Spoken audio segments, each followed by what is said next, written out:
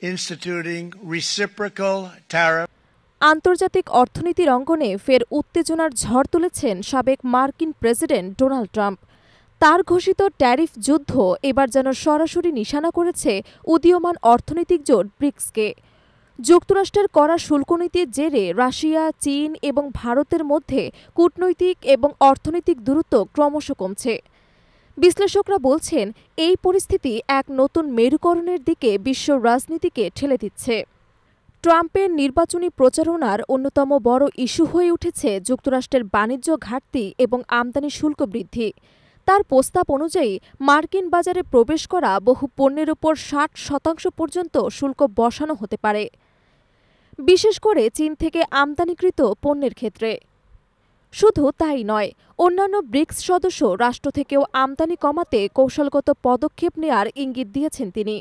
এই করা অবস্থানের প্রভাব এখন স্পষ্টভাবে দেখা যাচ্ছে এশিয়া এবং ইউরোপের রাজনৈতিক মানচিত্রে।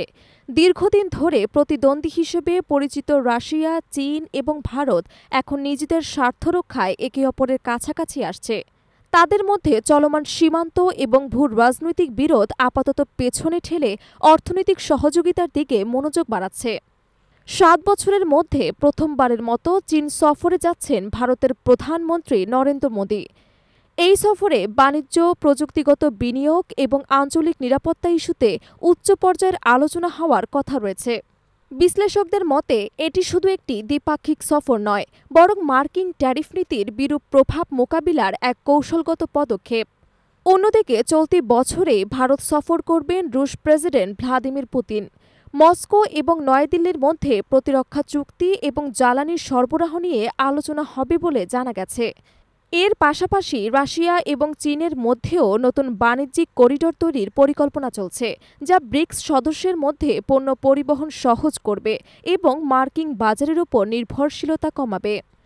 ব্রিক্সের আরেক গুরুত্বপূর্ণ সদস্য ব্রাজিলও এই পরিবর্তন প্রেক্ষাপটে সক্রিয় হচ্ছে। দক্ষিণ আমেরিকার এই বৃহত্তম অর্থনীতি সম্প্রতি চীনের সাথে কৃষি এবং জ্বালানি খাতে বড় বিনিয়োগ চুক্তি করেছে। একই সাথে রাশিয়ার সাথে সার সরবরাহ এবং খাদ্য নিরাপত্তা চুক্তি নবায়ন করছে। আন্তর্জাতিক সম্পর্ক বিশেষজ্ঞরা মনে করছেন, যুক্তরাষ্ট্রের কঠোর বাণিজ্য নীতি আসলে বিপরীত ফল বয়ে আনতে পারে। মার্কিন প্রশাসন যত বেশি শুল্ক বাড়াবে, ব্রিক্স সদস্যরা তত বেশি নিজেদের মধ্যে বিকল্প বাজার এবং মুদ্রা লেনদেন ব্যবস্থা গড়ে তুলতে আগ্রহী হবে। ইতোমধ্যেই ব্রিক্স মুদ্রা তৈরির প্রস্তাব সামনে এসেছে, যা ডলারের আধিপত্য কমানোর একটি বড় পদক্ষেপ হিসেবে দেখা হচ্ছে। এশিয়া ইউরোপের রাজনৈতিক বিশ্লেষণকারী সংস্থাগুলোর পর্যবেক্ষণ বলছে, যদি এই প্রবণতা অব্যাহত থাকে তবে আগামী দশকের শুরুতে বিশ্ব বাণিজ্য এক নতুন ব্লকভিত্তিক প্রতিযোগিতা তৈরি করবে। এদিকে থাকবে যুক্তরাষ্ট্র এবং তার পশ্চিমা মিত্ররা, অন্যদিকে ব্রিক্স এবং তাদের অংশীদার দেশগুলো। তবে চ্যালেঞ্জও কম নয়।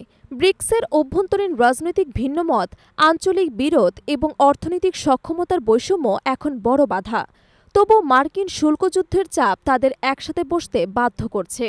বর্তমান প্রেক্ষাপটে মোদি, পুতিন, শি জিনপিংয়ের কূটনৈতিক তৎপরতা শুধু অর্থনৈতিক স্বার্থ রক্ষাই নয়, বরং নতুন এক ভূ রাজনৈতিক সমীকরণের ইঙ্গিত দিচ্ছে। বিশ্ব অর্থনীতির ভারসাম্য বদলে যেতে শুরু করছে, আর এই পরিবর্তনের পেছনে মার্কিন ট্যারিফ নীতি বড় অনুঘটক হয়ে দাঁড়াচ্ছে। বিশ্ব এখন তাকিয়ে আছে এই নতুন মেরুকরণের পথ শেষ পর্যন্ত কোথায় গিয়ে থামে, আর কে বা কারা এর সবচেয়ে বেশি লাভবান হবে।